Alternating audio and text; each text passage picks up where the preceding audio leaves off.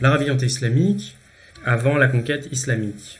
On y trouve les deux grandes zones de désert, le quart vide, Ruba al-Khali, qui se trouve dans le sud-est de l'Arabie Saoudite, aux frontières avec le Oman et le Yémen actuel. Donc, qui est vraiment une zone pratiquement inhabitée à toutes les époques. Ça, c'est assez constant. De l'autre côté, une autre zone relativement inhabitée, toutefois traversée par des caravaniers et des populations pastorales, des éleveurs de chameaux, éventuellement un petit peu de chèvres dans les régions un peu plus arrosées. Deux grandes zones dunaires, deux grandes zones de sable. Et l'Arabie tout entière n'est pas un désert. Elle a des déserts, le Ruba al-Khali, et au nord, donc ce désert à la limite de l'Irak. Un désert de poussière, de terre compactée. Et puis, entre deux espaces, l'immense majorité de la carte de la péninsule arabique est constituée de zones qui ne sont pas des déserts de sable, ce sont des régions pour l'essentiel très arides, mais qui peuvent être habitées soit par des structures en oasis, qui sont représentées par des points verts, ou des zones de petites oasis de montagne comme à Oman, toutes petites oasis, mais en très grand nombre, avec des développements de canalisation le long de la plaine côtière, un certain nombre de très grandes oasis le long de la côte du golfe Persique, qu'on appelle le Bahreïn et le Qatraye en syriaque, en araméen.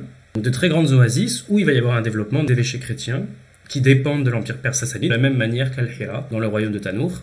Au centre, donc, on a le royaume de Ma'ad, dont dépend en partie le Bahreïn, mais jamais vraiment complètement. Le royaume de Ma'ad, qui est centré sur toutes ces petites oasis, ces petits villages en terre d'oasis, qu'on trouve en Arabie centrale, dans le Najd actuel. Avec le point de Joum, où on a trouvé beaucoup d'inscriptions, qui est donc une étape, un puits sur les routes caravanières, et aussi donc les routes militaires, donc les inscriptions souvent faites par des généraux pendant leurs expéditions. Le point de Joum est vraiment le carrefour de toutes ces routes commerciales, donc la route qui suit le Golfe et qui remonte vers l'Irak, et une route qui vient d'Al-Hira, et qui passe par le site de Douma, qui est plus ou moins à mi-chemin entre la Syrie et l'Irak. Et le site de Douma, ainsi que tous les autres points verts que vous voyez ici, ce sont d'assez grandes oasis, Taïma, Khaybar, Yatrib bien sûr, où va être fondé l'État médinois, Douma et un certain nombre d'autres sites, notamment le site d'Al-Oula qui se trouve ici et qui est aujourd'hui mis en valeur à l'excès par le royaume d'Arabie Saoudite moderne, en raison du fait qu'il a eu une occupation nabatéenne. Les Nabatéens étaient centrés donc dans cette région-là, puis romaine d'ailleurs,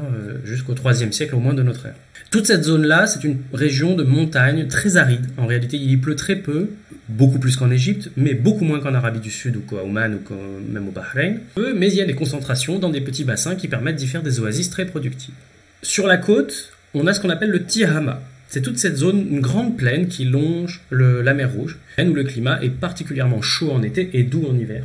Contrairement à la zone d'Arabie centrale, le Taoud dans les sources yéménites, qui désigne toute cette zone qui en réalité est relativement en altitude, jusqu'à ce moment où on arrive dans le royaume de Ma'ad, qu'on appelle Yamama, dans le centre de l'Arabie, où là on commence à descendre en altitude. Toute la zone ici, donc dans l'ouest de l'Arabie, est plus ou moins montagneuse.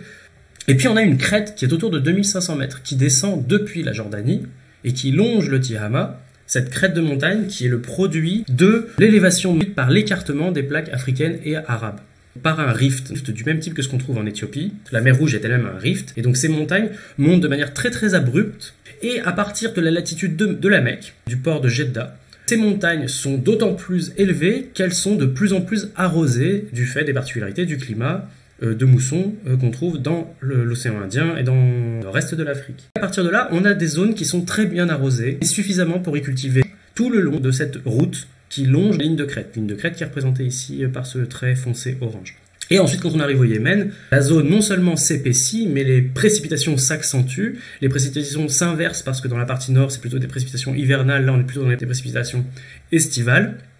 Et là, on a des productions céréalières très importantes. On est face à des cultures qui ne sont pas du tout des cultures nomades, mais bien des cultures sédentaires, d'agriculteurs, de citadins. Les oasis, c'est la même chose, ce sont des agriculteurs et des citadins. Le Bahreïn, c'est la même chose. Ici, ce sont des petits villages agriculteurs, mais donc avec des logiques commerciales. Et on a des routes qui relient un certain nombre de ces oasis. On a des oasis secondaires, comme Najran, Ma'arib, Al-Fawq, qui sont autant d'étapes dans ce système commercial. Taïf, qui n'est pas exactement une oasis, qui est une ville, mais dans une zone d'altitude à plus de 2000 mètres. Zone très arrosée. Et la Mecque, c'est simplement un petit puits qui relie Taïf, et donc la route principale qui traverse l'Arabie, et le port sur la mer Rouge. La Mecque n'est rien de plus, et a priori, on n'y trouvera rien puisque tout a été détruit par les constructions modernes, mais il est probable qu'on n'y ait de toute façon jamais trouvé grand-chose de plus qu'une étape sur la route entre la Crète et la mer. Alors que Yatrib, c'est une très grande oasis. Jusqu'à aujourd'hui, même si la ville colonise à peu près la totalité de l'oasis, on réalise la superficie de cette oasis, on réalise donc la productivité de cette région. Donc l'Arabie n'est pas un désert, si on doit retenir ça. Toute cette zone qui commence au sud à Médine, qui passe par Al-Ola, là où il y a les traces des Nabatéens, et toutes ces autres oasis, que les sources grecques appellent la Palmeraie, qui correspond plus ou moins à la zone que les inscriptions sud-arabiques appellent Rassan, le rapport au clan, aux chefferies qui travaillent pour l'Empire romain régulièrement au VIe siècle. Notre frise chronologique générale, on va se concentrer sur cette période aksoumite du Yémen, de Himyar, cette période aksoumite qui est contemporaine de cette christianisation qui se concentre notamment sur des points comme l'oasis de Najran ici, mais probablement un peu partout, à Douma, très probablement dans le Bahreïn aussi, depuis l'Irak, donc le long des routes commerciales. Et on a cette inscription, qui se rapproche de l'inscription qu'on a vue pour le IVe siècle en Jordanie. On en a un certain nombre en Jordanie, pas une grande quantité, mais on en a un certain nombre. Et à partir de la fin du Ve siècle, début du VIe siècle, on a une multiplication de ces inscriptions. On en a à Douma maintenant, on en a à Najran, et on en trouve de plus en plus. L'épigraphie amateur se développe beaucoup en Arabie Saoudite. Résultat, on a découvert dans un puits, à une centaine de kilomètres au nord de l'oasis de Najran, donc à une centaine de kilomètres au nord de la frontière yéménite, sur la route commerciale qui conduit à l'Arabie centrale, qui conduit au Bahreïn, qui conduit à l'Irak, on a trouvé un certain nombre d'inscriptions en araméen cursif, cet araméen nabatéen évolué, qui est devenu complètement cursif et qui commence énormément à ressembler à de l'arabe, et donc là on est vraiment dans du proto-arabe. La langue elle-même est intermédiaire entre l'araméen classique, qui est utilisé par les nabatéens, et des formes dialectales arabes, mais évidemment le vocabulaire est très limité, et donc c'est assez difficile de distinguer. On est dans une forme hybride entre l'arabe et l'araméen. Et il est probable que ce soit dans ce type de population qu'on a commencé à désigner comme arabe, peut-être en référence à l'Arabie nabatéenne, justement. L'inscription trilingue qu'on trouve en Syrie du Nord, donc vraiment complètement de l'autre côté du monde arabophone, où on commence à voir apparaître, donc là on est au début du VIe siècle, une inscription, elle aussi très clairement chrétienne, où les personnages sont Serge, fils d'Amat Manaf, Tobi, fils d'Imrul Qais, Serge, fils de Saad, Sitr et Shureh. Donc on a toute une série d'arabophones chrétiens, très clairement chrétiens, avec une onomastique des noms chrétiens, qui ont inscrit leur nom sur la partie intérieure du linteau, en contrebas de deux inscriptions qui ont un contenu équivalent, grec et syriaque. L'inscription arabe, elle n'a pas le même contenu, ce qui implique qu'elle n'est pas nécessairement de la même date que l'inscription grecque et syriaque qui dit en l'an 522, etc. C'est tout à fait possible que ce soit une inscription qui date d'un siècle plus tard. On n'en sait rien. Simplement, voilà un témoignage important de cette phase d'écriture cursive arabe qui se développe. Là, on est très clairement dans de l'arabe. On n'est plus dans de l'arabo-nabatéen. On a un autre témoignage de ce christianisme arabe en Syrie. C'est Al-Mundir, qui est le petit-fils du fondateur donc, de cette dynastie de super philarques, de généraux en chef, de chefs de tribu, de super chefs de tribu, de super roitelets, qui a été institués par l'Empire romain comme alliés officiels, qui sont les relais de l'Empire romain auprès des tribus arabes de Syrie, et qui s'appelle Al-Mundir. Il y a beaucoup d'Al-Mundir à l'époque. Et il a construit ce qu'on appelle un prétoire, un prétorium. Il l'a construit à la porte nord d'une grande ville de pèlerinage qui s'appelle Sergiopolis, en l'honneur de Saint Serge le martyr, un martyr de l'époque de Dioclétien. Une énorme ville de pèlerinage qui a été vraiment lancée à l'époque justinienne, au VIe siècle, et le culte de Saint Serge se répand dans tout le Moyen-Orient très très rapidement, et il touche assez rapidement probablement aussi les Arabes, pas nécessairement en premier, contrairement à ce qui a pu être dit. Il est probable évidemment qu'Al-Mundir ait utilisé cet endroit, ce croisement des routes commerciales devenu croisement des routes de pèlerinage, comme un lieu pour également faire ses relations diplomatiques avec les autorités romaines du diocèse d'Orient, mais aussi probablement avec les tribus arabes vassales. On n'en sait pas beaucoup plus, à part cette inscription, victoire, la chance d'Al-Mundaros, d'Al-Mundir. On est ici, dans la principauté javanite de Syrie, à la fin du VIe siècle. Et on a donc tous ces témoignages de christianisation depuis les premières inscriptions à la fin du Ve siècle. J'avais déjà un peu présenté ce décor du palais des rois de Himyar à Zafar, c'est dans le sud du Yémen, qui date du Ve siècle, de l'époque du judaïsme officiel. Voilà une inscription juive de la même époque. Vous voyez de plus près le type d'alphabet, le sud-arabique, himyarite, sabéen, en référence au royaume de Saba qui a été remplacé par Himyar au IIIe siècle.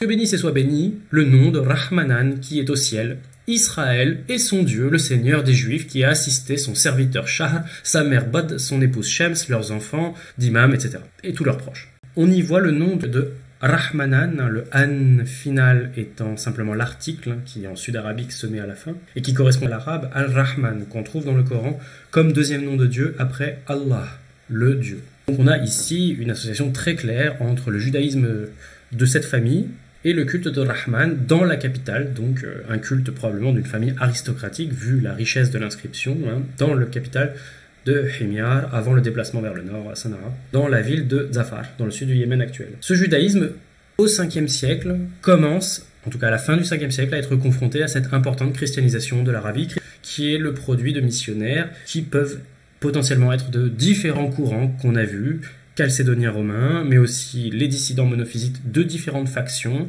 mais aussi les populations d'Irak et d'Iran et du Golfe, qui sont possiblement de liturgie syriaque, mais qui sont probablement du courant qu'on appelle a posteriori nestorien.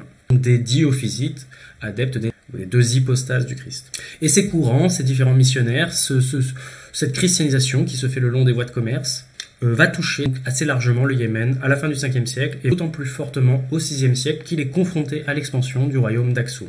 Voilà les vestiges en fait de cette première christianisation du Yémen qui touche les plus grandes villes, notamment la ville de Sanaa, au cœur du royaume de Saba antique, qui est en plein développement à l'époque, qui est vraiment le nouveau centre de gravité du Yémen, dont on a des vestiges de l'importante cathédrale construite au 6e siècle. Et ces chapiteaux ont été conservés dans la grande mosquée de Sanaa, qui a remplacé la cathédrale au 7e ou au 8e siècle. Après une trentaine d'années de christianisation plus ou moins pacifique, plus ou moins complexe, on a une occupation militaire éthiopienne dans les années 520, sous l'autorité du roi Caleb d'Aksum, le conquérant de Himyar. Donc voilà, nous sommes à Sanaa, l'antique capitale de Himyar, c'est ici dans le sud donc, du Yémen, et la christianisation se fait notamment via cette importante oasis de Najran, très largement christianisée. L'inscription chrétienne qu'on a vue de la fin du 5e siècle est à Hima. Donc on est sur les routes de commerce. Et puis, après un certain nombre de mouvements politico-militaires et confessionnels, notamment la révolte d'un candidat à la royauté juif révolutionnaire qui s'appelle Youssouf Dounouas, qui est conservé dans la mémoire de la tradition arabo-musulmane. Ce mouvement juif révolutionnaire échoue finalement après avoir notamment persécuté, voire massacré un certain nombre d'élites chrétiennes, notamment à Najran. Persécutions et martyrs qui seront rapportés et connus dans la littérature moyen-orientale, syriaque et grecque. Au cours du 6e siècle, on a une nouvelle occupation militaire éthiopienne qui finit par une forme de putsch d'un général éthiopien qui s'appelle Abraha. Et ce général éthiopien mène une politique œcuménique de fusion de la religion d'État himyarite abolie, le judaïsme d'État, et de ce christianisme éthiopien et dominant. En mélangeant les deux, il va arriver à construire une christologie dont on a aujourd'hui 3 inscriptions dans les années 530 à 550. Une christologie qui, par ses aspects de vocabulaire, Rahman, El-Masih, anticipe un certain nombre d'éléments christologiques qu'on va trouver dans le Coran, qui est compilé 90 ans plus tard, mais on est à l'époque où vivaient les parents de Muhammad, le fondateur de l'État médinois. Il se trouve qu'effectivement, de cette inscription jusqu'au premier document mentionnant la religion des conquérants arabo-musulmans et qui date au mieux des années 670, on n'a pratiquement rien. Alors on a le royaume d'Aksum lui-même s'effondre très peu de temps après, un demi-siècle plus tard. À la fin du 6e siècle, début 7e siècle, on n'a pratiquement plus rien après sur le royaume d'Aksum. Le royaume d'Aksum disparaît complètement. Théoriquement, on a une reprise en main de l'empire perse sassanide de la côte du Bahreïn, du golfe Persique, du Oman, où on a trouvé une forteresse qui a probablement été construite à la fin du 6e siècle. Et en théorie, selon les sources arabo-musulmanes, on nous dit que le Yémen aussi a été conquis par l'empire sassanide, est devenu une satrapie sassanide, mais on n'en a aucune trace, aucune preuve. Pour bien visualiser à quel point l'Arabie n'est pas uniquement des déserts, et loin de là, une vue de l'oasis de Najran, en haut à droite, qui était chrétienne lorsque le Yémen était juif, et qui est aujourd'hui ismaélienne alors que le Yémen est zaïdite, deux confessions musulmanes différentes. Et l'oasis, très majoritairement juive de Khaybar, et il se trouve que l'oasis de Médine était aussi en partie une oasis juive, et là cette fois-ci dans le nord-ouest de l'Arabie, donc ce qui suppose des liens entre des communautés juives du nord-ouest de l'Arabie et le royaume de Himyar qui était juif, ce qui suppose aussi que quand il y a cette politique d'Abra de changement confessionnel, d'œcuménisme confessionnel, de passage à un judéo-christianisme officiel, ou un christianisme matiné de culture juive himyarite, ça doit toucher forcément les communautés de Médine et de Khaybar. Médine étant aujourd'hui une énorme ville, Khaybar nous donne une petite idée de ce à quoi devait ressembler l'oasis de Médine. Et puis, je vous ai parlé de cette crête de montagne qui longe toute la mer Rouge. Et bien ici, on le voit bien, la mer Rouge est au fond, et en devant, on a donc les premiers contreforts de la chaîne du Rift. Et quand on est sur la crête de la chaîne du Rift, en fait, c'est très vert. C'est presque forestier par endroits. Donc, et vous avez énormément de villages, c'est très très dense. Donc on est vraiment dans une culture d'agriculteurs sédentaires qui cultivent à la pluie. En réalité, le pastoralisme, certes, il est plus important que dans d'autres régions du monde, mais il n'est pas dominant. Certes, il influence plus la culture, mais il n'est pas dominant. On en arrive à la question. Le terme qu'on trouve dans la lexicographie, dans les dictionnaires arabes médiévaux, le terme arabe désigne les bédouins. Vous n'êtes pas sans noter que, évidemment, le terme arabe ressemble au terme arabe qui veut dire les arabes.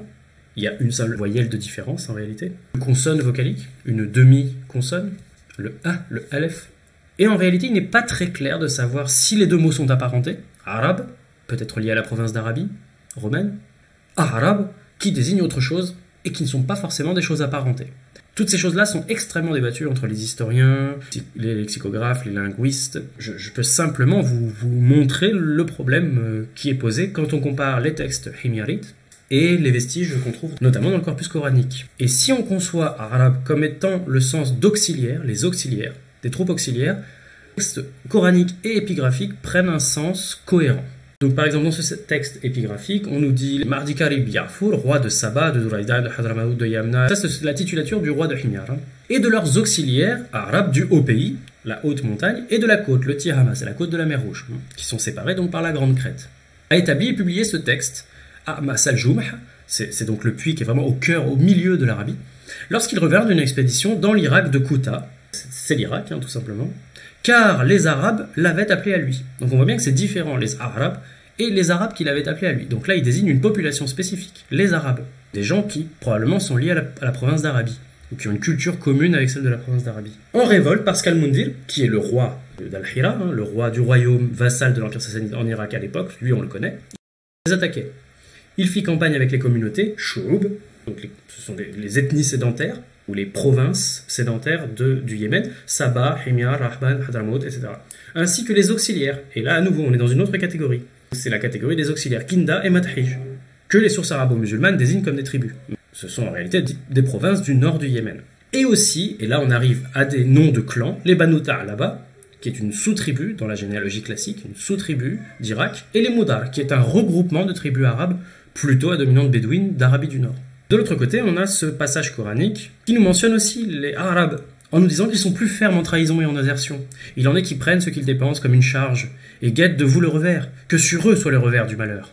Et puis une petite correction, comme ça arrive souvent dans le Coran. Et aussi parmi les Arabes, il y en a qui croient en Dieu, et au jour dernier, et prennent ce qu'ils dépensent comme une offrande pour Dieu. Donc quand même, pas être trop méchant avec tous les auxiliaires ou tous les Arabes, mais on voit que ce soit l'État médinois ou que ce soit l'État yéménite, à 100 ans d'intervalle, on est probablement quand même dans un concept assez similaire. Voilà sur la carte, l'État yéménite qui va se développer à Yatrib, et ici l'État himyarite centré à cette époque-là sur Sanaa, qui mène donc ses expéditions jusqu'en Irak, vous voyez, avec ses auxiliaires de Kinda et Madhij, et on suppose que les Yatrib, leurs auxiliaires, ce sont les populations qui sont là, notamment les Moudar, mentionnées dans l'inscription. Donc ces populations sont tout autour de l'oasis de Yatrib, effectivement des populations qui sont là, particulièrement bédouines.